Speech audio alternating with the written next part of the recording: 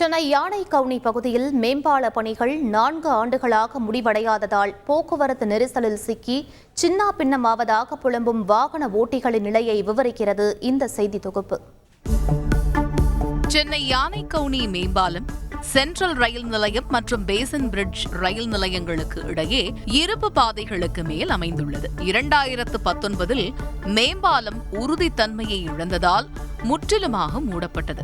பின்னர் 2021இல் 30.78 கோடி மதிப்பீட்டில் இந்த மேம்பால பணிகள் தொடங்கப்பட்டன.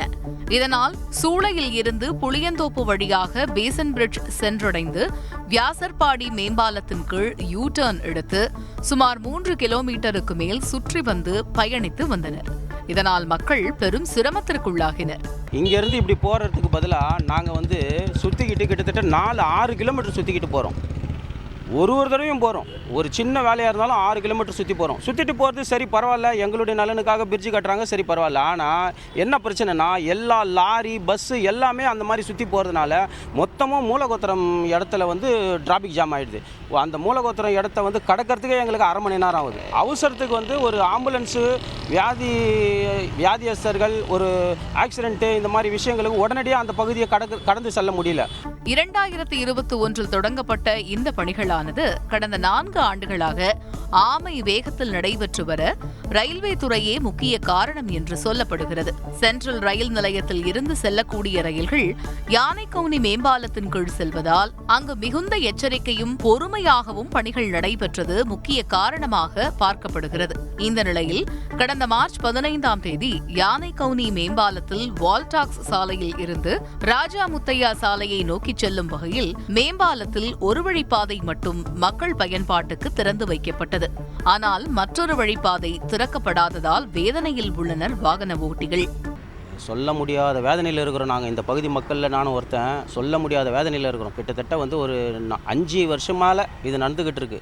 கட்டுறதுக்கு 1 வருஷம் முன்னாடியே இதை க்ளோஸ் பண்ணிட்டாங்க. அதுக்கப்புறம் மெதுவாக நடக்குது. யானைக்கவுனி பிரிட்ஜு இது பேர். யானை மாதிரி நடக்குது. யானையாவது கொஞ்சம் வேகமாக நடந்துரும் போல இருக்குது. இது அதை விட ரொம்ப மெதுவாக நடக்குது. இதனால் சுமார் 3 கிலோமீட்டர் தூரத்திற்கும் மேல் சுற்றி செல்ல வேண்டிய நிலை உள்ளதால் பெட்ரோலுக்கு அதிகமாக செலவாகிறது என வேதனை தெரிவிக்கின்றனர் மக்கள். இது ரொம்ப ப்ரீஷியஸான கனெக்ஷன். இது கொண்டித்தோப்புலேருந்து மின்ட்லேருந்து சூளைக்கு கனெக்ஷன் சூப்பர் ஆனால் ரூட். இது கட்டானதுனால நம்ம டிராஃபிக் அந்த பக்கம் ஸ்ப்ரெட் நிறைய ஆகிப்போச்சு.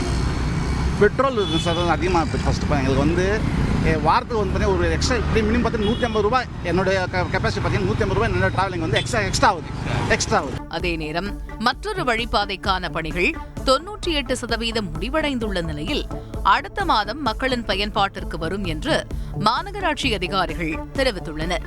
தந்தி டிவி செய்திகளுக்காக சென்னையில் இருந்து செய்தியாளர் லோகநாதன். செய்திகளை உடனுக்குடன் தெரிந்து கொள்ள உடனே சப்ஸ்கிரைப் பண்ணுங்க.